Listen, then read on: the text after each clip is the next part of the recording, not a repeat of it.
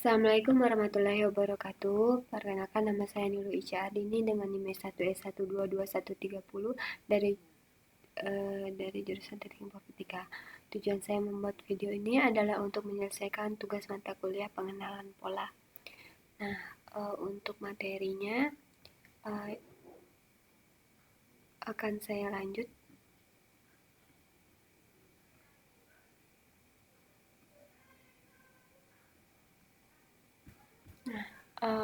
Karena saya sudah mengcoding di awal, jadi saya akan langsung jelaskan saja untuk precision and recall-nya. Di sini melanjutkan materi yang minggu lalu. Nah, untuk yang precision recall di sini nah,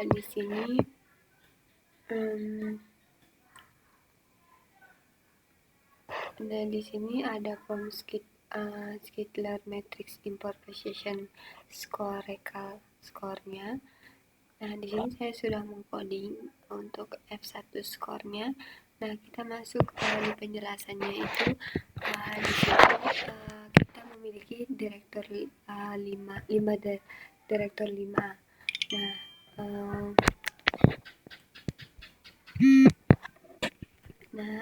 Tidak tampak.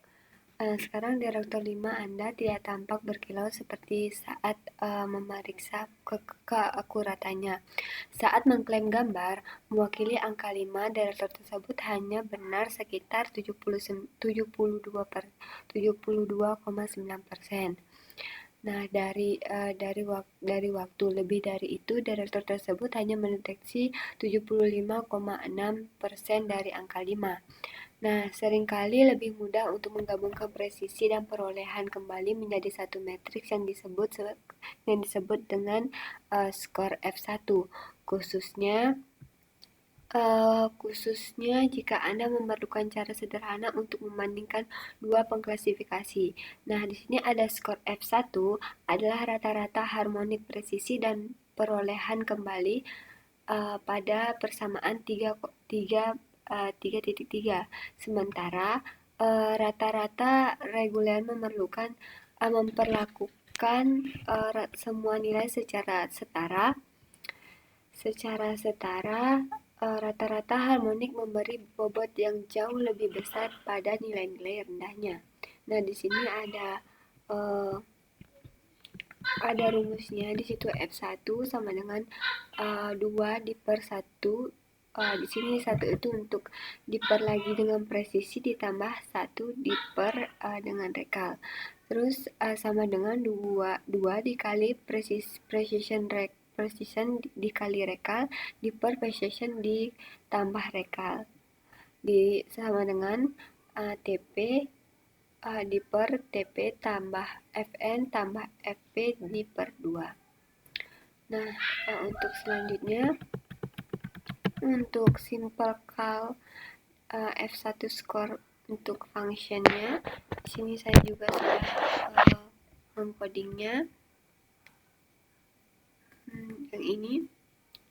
Nah, di sini sedikit berbeda hasilnya. Di sini mendapat hasil dengan 0,73251711934347. Nah, sedangkan di sini yaitu 07420962043663663375. Nah, maksud di skor F1 lebih menyukai pengklasifikasian yang memiliki presisi dan daya ingat yang sama. Ini tidak selalu yang Anda inginkan. Dalam beberapa konteks, Anda lebih mementingkan presisi, dan dalam konteks lain, Anda benar-benar mementingkan daya ingat atau recall-nya. Misalnya jika Anda melatih pengklasifikasian untuk mendeteksi video yang aman untuk anak-anak. Nah, kita mungkin lebih memilih pengklasifikasian yang menolak banyak video bagus atau daya ingat rendah, tetapi hanya menyimpan yang aman atau presisi tinggi, daripada pengklasifikasi yang memiliki daya ingat jauh lebih tinggi, tetapi membiarkan beberapa video yang sangat buruk muncul di beberapa produk kita atau Anda, dalam kasus seperti itu, pasti kita bahkan mungkin ingin menambahkan jalur manusia untuk memeriksa pilihan video pengklasifikasian. Nah, di sisi lain, anggaplah kita melatih pengklasifikasi. Klasifikasi untuk mendeteksi pencuri toko dalam gambar pengawasan. Nah, mungkin tidak masalah jika pengklasifikasiannya itu hanya memiliki presisi sekitar 30%. Nah, asalkan memiliki daya ingat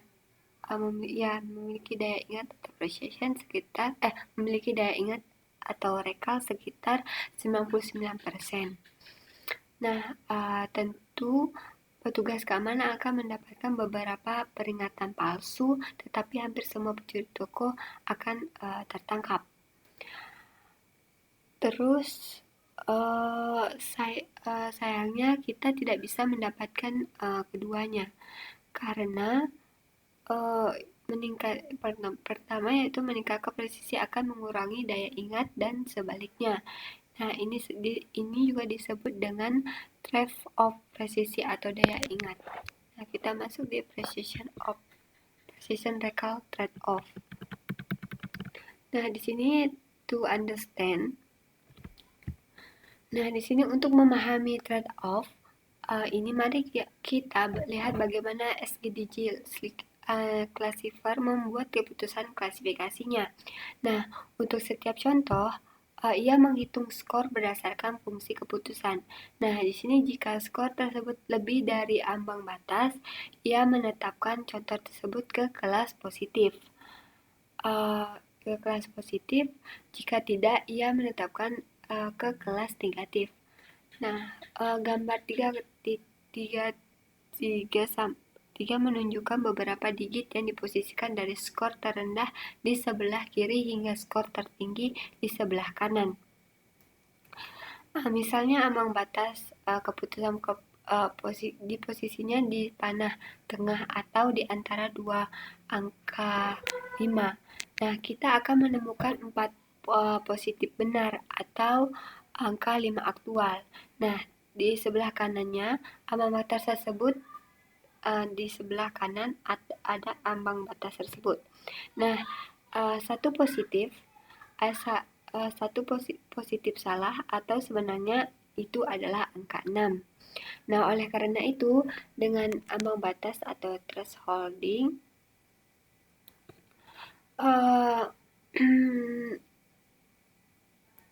presisinya adalah sekitar 80%, 4 dari 5. Nah, namun dari angka 6 itu, 5 aktual pengklasifikasi hanya mendeteksi 4 saja. Jadi perolehannya adalah 67% atau 4 dari 6. Jika kita menaikkan ambang batas atau pindahkan ke tanda panah di sebelah kanan, positif palsu atau angka 6 menjadi negatif benar sehingga meningkatkan presisi atau hingga 100% dalam kasus ini. Tetapi satu positif benar menjadi negatif palsu sehingga mengurangi perolehan kembali hingga 50%. Dan sebaliknya, menurunkan ambang batas meningkatkan perolehan kembali dan mengurangi presisinya. Nah, kita lanjut. Di sini bisa dilihat di gambar ini. Dalam gambar 33 ini pertukaran presisi meningkatkan gambar yang ini. Gambar yang ini itu peningkatan ini gambar diperingkat berdasarkan skor pengklasifikasiannya, dan gambar yang berada di atas ambang keputusan yang dipilih dianggap sebagai positif. Semakin tinggi ambangnya, maka semakin rendah perolehannya, tetapi secara umum semakin tinggi juga presisinya. Nah, Skidler tidak memungkinkan Anda menetapkan ambang secara langsung, tetapi memberi Anda akses ke skor keputusan yang digunakannya untuk membuat prediksi. Nah, alih-alih memanggil metode predik mengklasifikasi, kita dapat memanggil metode decision function yang mengembalikan skor untuk setiap contoh. Lalu, menggunakan ambang apapun yang Anda inginkan untuk membuat prediksi berdasarkan skor tersebut. Nah, di sini untuk kita akan melihat Y-score dari SGD classification function-nya. Di sini kita lihat dulu Y-score-nya. Nah, di sini untuk yang saya buat,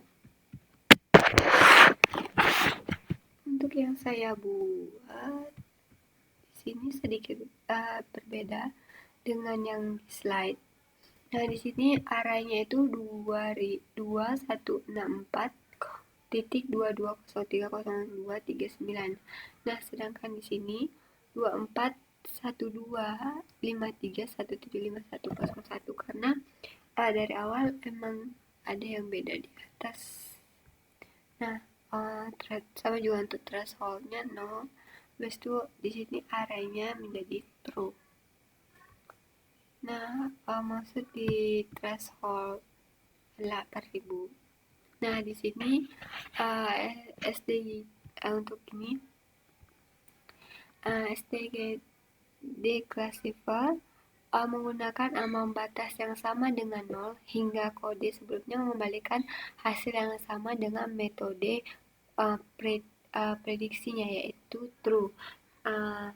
Sekarang kita akan coba menaikkan ambang batasnya. Tadi kan 0, sekarang kita jadi 8.000, kita ganti menjadi 8.000 ambang batasnya. Nah, jadi di sini yang semula arahnya true menjadi dia menjadi false di sini.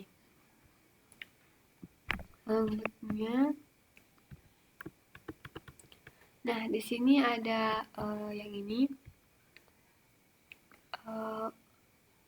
Hal ini menegaskan bahwa menaikkan ambang batas akan menurunkan daya ingat. Gambar tersebut sebenarnya mewakili angka 5 dan mengklasifikasi mendeteksi saat ambang batasnya adalah 0 tetapi tidak mendeteksi saat ambang batas dinaikkan menjadi 8.000. Nah, bagaimana memutuskan ambang batas mana yang akan digunakan? Nah, pertama, gunakan fungsi cross-val predict untuk mendapatkan skor dari semua contoh dalam set pelatihan. Nah, tetapi kali ini tentukan bahwa Anda ingin mengembalikan skor keputusan bukan prediksi. Mungkin kita bisa coba untuk yang ini. Nah, di sini untuk decision-nya sudah coba ini.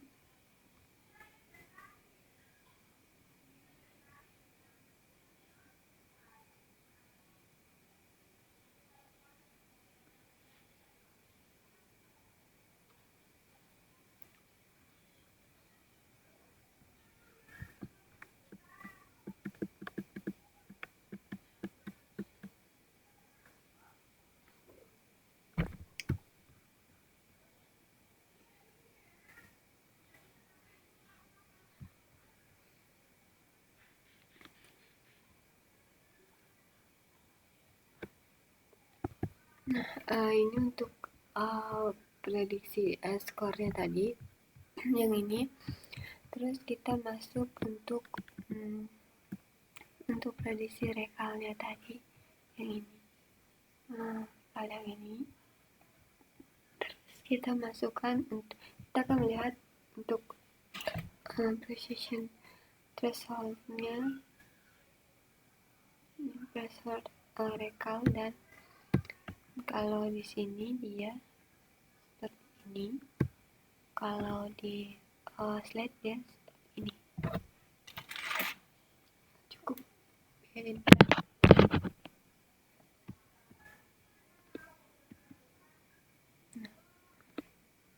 Di sini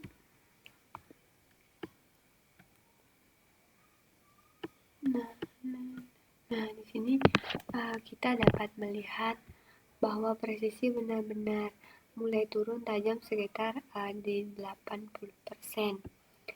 80% rekal Anda, kita mungkin tidak memilih trade-off presisi atau rekal tepat sebelum penurunan itu, misalnya sekitar 60% rekal. Namun, tentu saja pilihannya tergantung pada proyek kita. Misalnya Anda memutuskan untuk menargetkan presisi sekitar 90%. Nah, pasti kita mencari plot pertama dan menentukan bahwa Anda memerlukan ambang batas atau thresholding sekitar 8.000 untuk memilih untuk lebih tepatnya, kita dapat mencari ambang batas terendah yang memberi banyak setidaknya presisi sekitar 90%. Nah, untuk NPR max-nya akan memberi kita indeks pertama dari nilai maksimum yang dalam kasus ini berarti nilainya benar pertama. Seperti itu.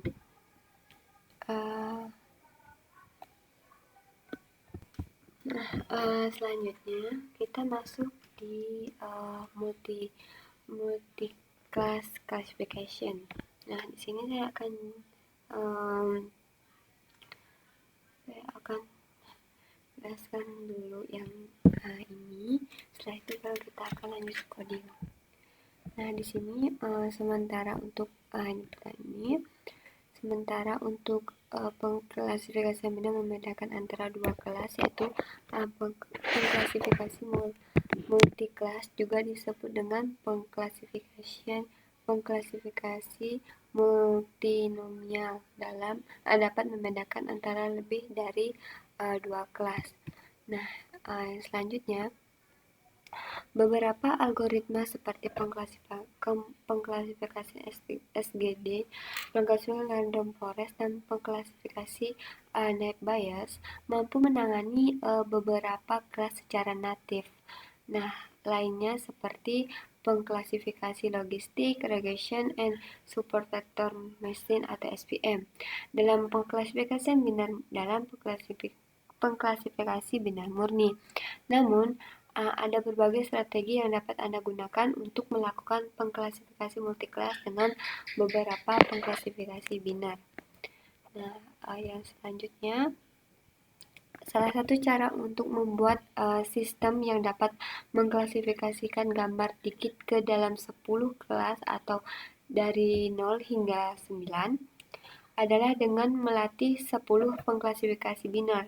Nah, satu untuk setiap digit atau detektor 0, detektor 1, detektor 2, dan seterusnya. Kemudian, ketika Anda ingin mengklasifikasi gambar, Anda memperoleh skor keputusan dari setiap klasifikasi untuk gambar tersebut, dan Anda memilih kelas yang klasifikasinya memberikan skor tertinggi. Nah, ini disebut dengan 1 lawan 1 atau OVR. Juga disebut 1 lawan semua. Selanjutnya, untuk paragraf selanjutnya yang ini, strategi lain adalah melatih pengklasifikasian binar untuk setiap pasangan digit, yaitu satu untuk membedakan antara 0 dan 1, yang lain untuk membedakan antara 0 dan 2, dan seterusnya. Nah, ini disebut dengan strategi 1 lawan 1, yaitu OVO. Jika ada n kelas, kita perlu melatih nx n dikali dalam kurung n dikurang 1 per 2 pengklasifikasi. Nah, untuk masalah means, ini berarti melatih 45 pengklasifikasi binar.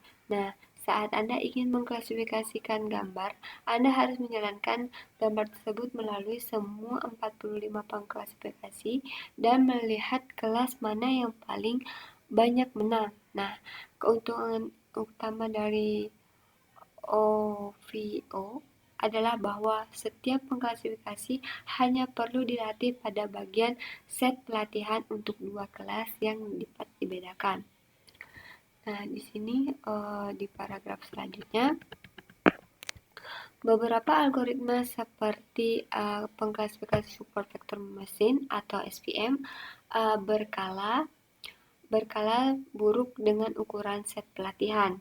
Untuk algoritma ini, OVO lebih disukai karena lebih cepat melatih banyak pengklasifikasi pada set pelatihan kecil.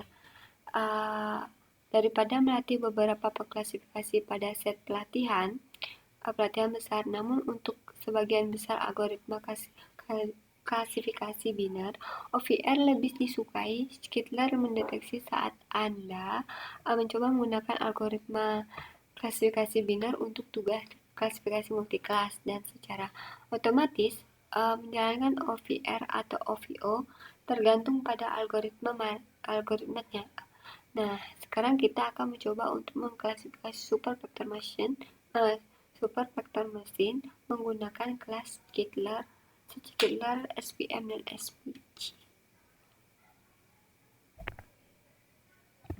Nah, di sini kita akan untuk form kita lakukan untuk form Skittler SVM-nya ada super vector machine-nya. Di sini form Skittler SVM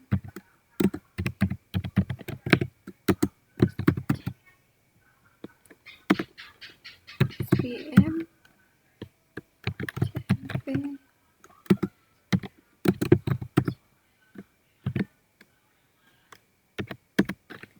terus SVM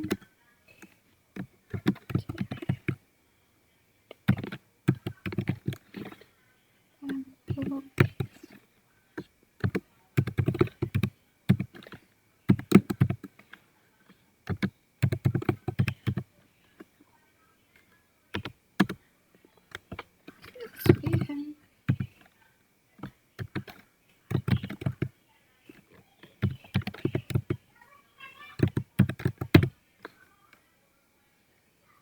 Meksiko Sony.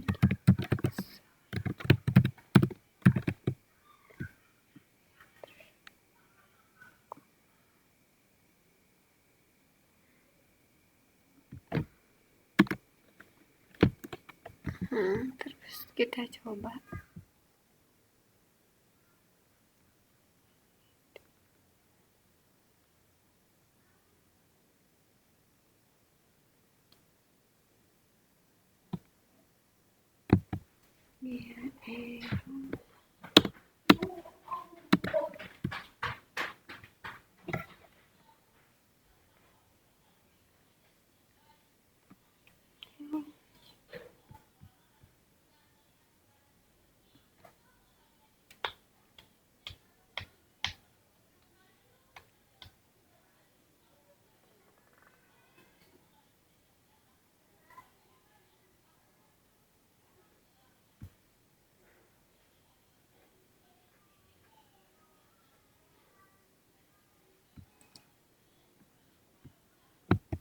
Nah, ini sudah ada hasilnya yaitu area 5, data type-nya unit 8.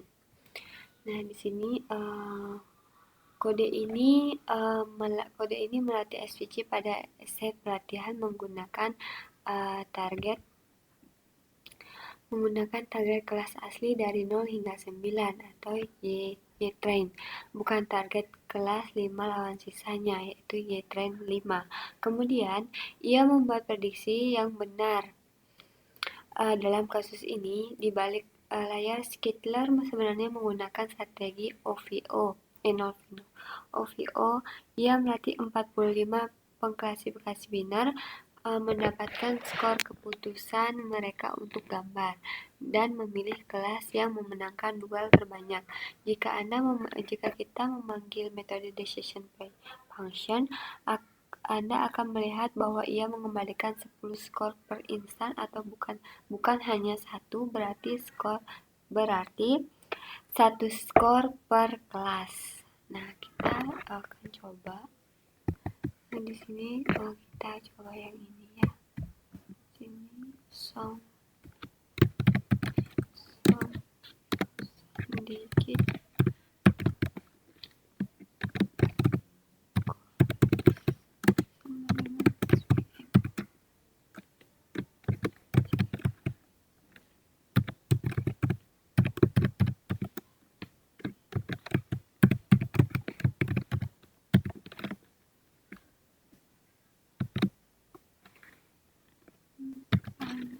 Ya, som.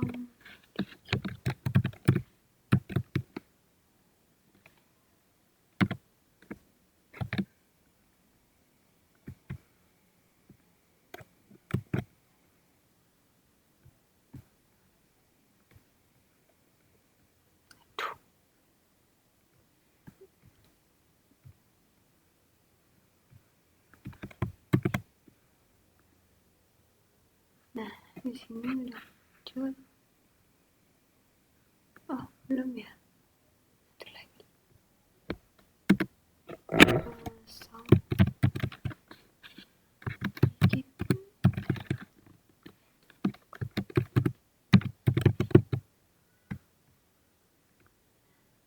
Nah, di sini muncul arraynya ada.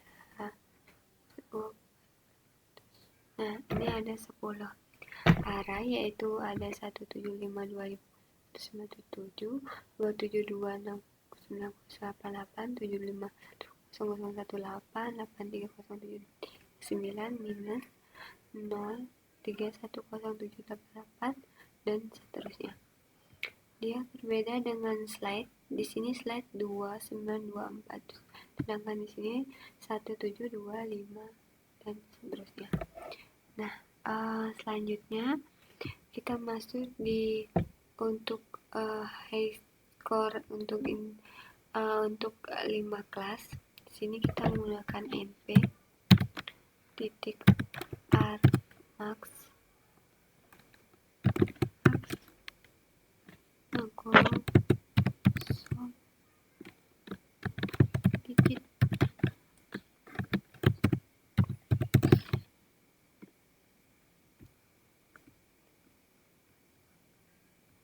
Nah, di sini sudah muncul 5. Terus selanjutnya SPM classifier titik classes.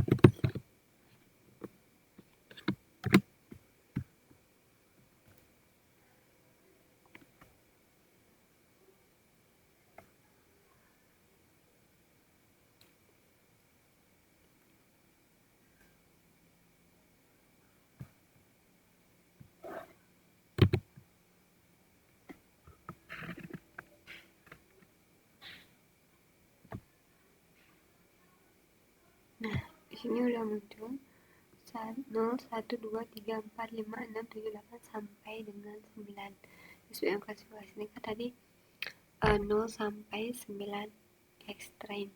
Nah, sini muncul data type-nya itu 8. Terus masuk SPM classifier classes titik classes.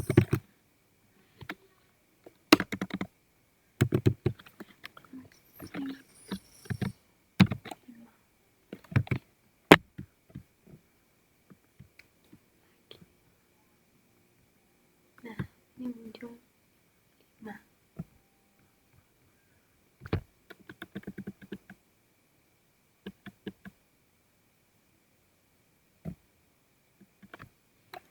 Nah, selanjutnya kita masuk di paragraf yang ini. Nah, di sini yaitu saat pengklasifikasian saat pengklasifikasi dilatih, ia menyimpan daftar kelas target dalam atribut classes diurutkan berdasarkan nilai. Nah, dalam kasus ini, indeks setiap kelas dalam array classes secara praktik cocok dengan kelas itu sendiri, atau misalnya kelas pada indeks 5 kebetulan adalah 5, tetapi secara umum kita tidak akan seberuntung itu. Nah, jika Anda atau kita ingin memaksa Skitler untuk menggunakan 1 lawan 1 atau 1 lawan sisanya, nah kita dapat menggunakan kelas one versus one classifier atau one versus race classifier. Cukup buat sebuah instance dan berikan classifier ke konstruktor, atau bahkan tidak harus berupa classifier biner. Nah, misalnya kode ini membuat classifier multiclass menggunakan strategi OVR berdasarkan SVC yang ini. Nah, kita akan coba dulu. Di sini kita masukkan from clear multiclass import one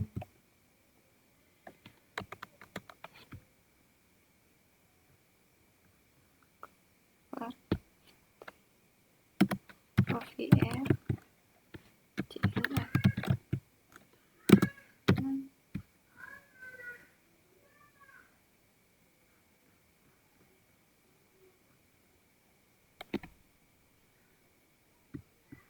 Nah, jika seperti ini kita run.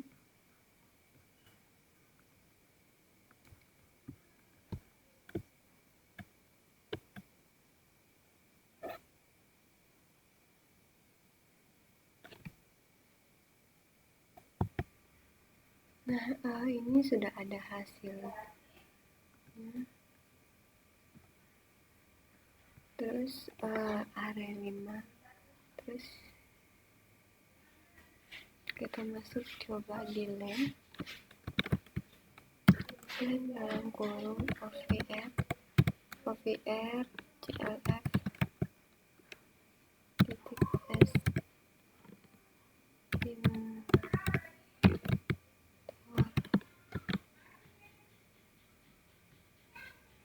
Nah, di sini sudah kelihatan bahwa itu ada di 45. Nah, kita masuk di selanjutnya.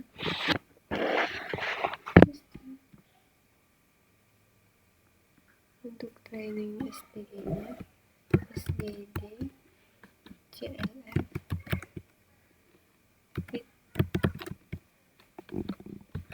X train command Y train.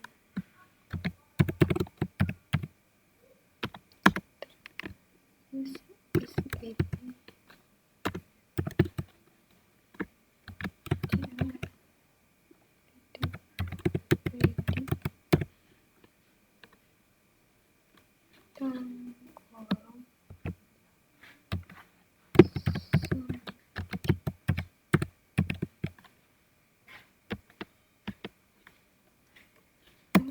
terus kita coba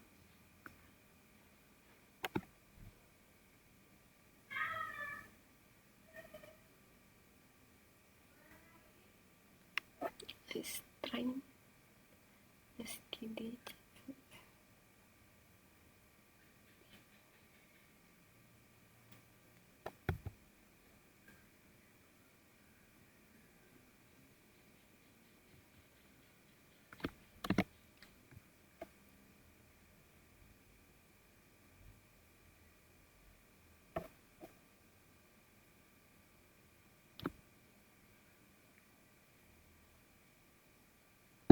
Nah, ini udah muncul. Terus kita masuk di kode selanjutnya.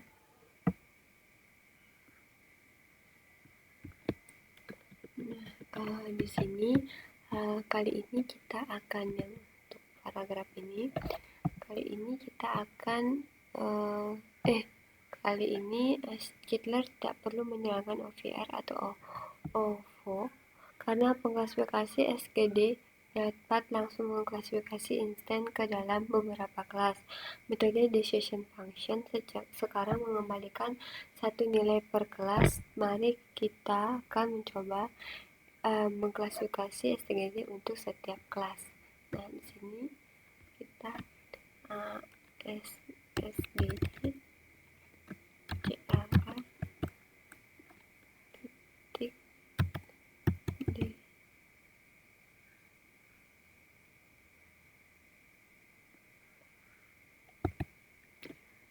decision function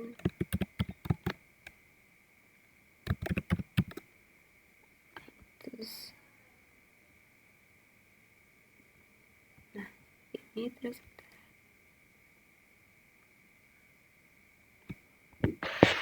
nah di sini muncul arraynya itu -3, 1, 8, 9 dan 3189. Untuk arraynya ada 1, 2, 3, 4, 5, 6, 7, 8, 9, 10 array. Nah selanjutnya kita masuk di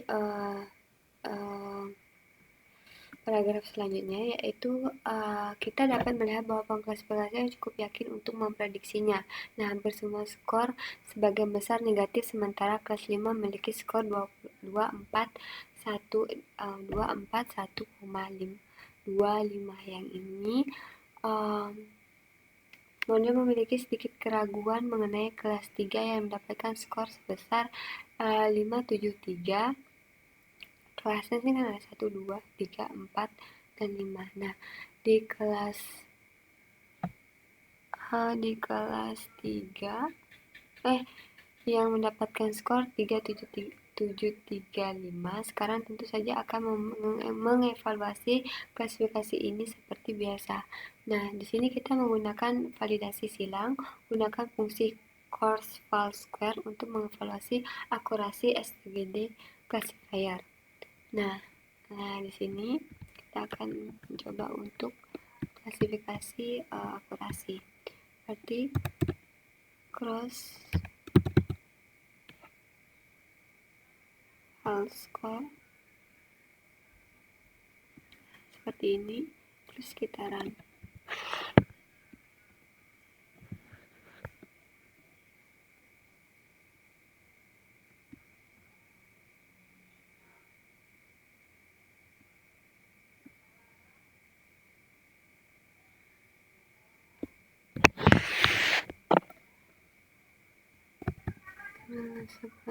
Sambil menunggu yang ini, kita coba untuk yang ini.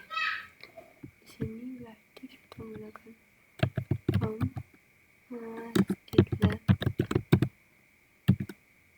titik reposing import standar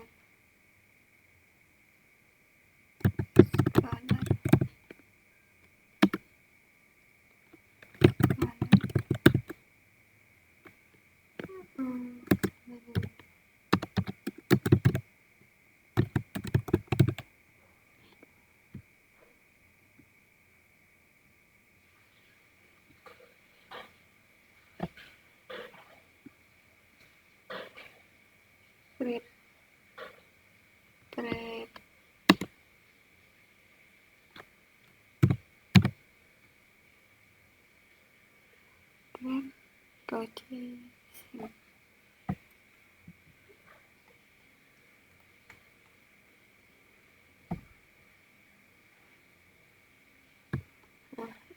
Sebelum kita lanjut untuk error. Sambil menunggu yang ini, saya akan jelaskan dulu tentang error analisis di sini. Nah, jika proyek nyata, kita sekarang akan mengikuti langkah-langkah dalam daftar periksa proyek machine learning. Anda akan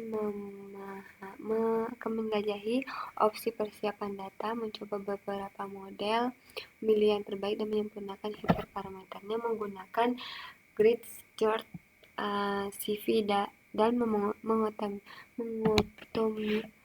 mengotomatiskannya semaksimal mungkin. Nah, di sini kami akan berasumsi bahwa Anda telah menemukan model yang menjanjikan dan Anda ingin menemukan cara untuk memperbaikinya.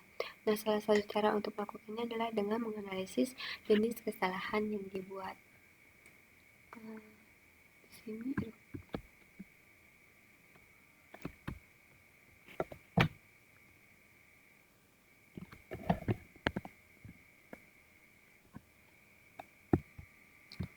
karena jaringan saya bermasalah, jadi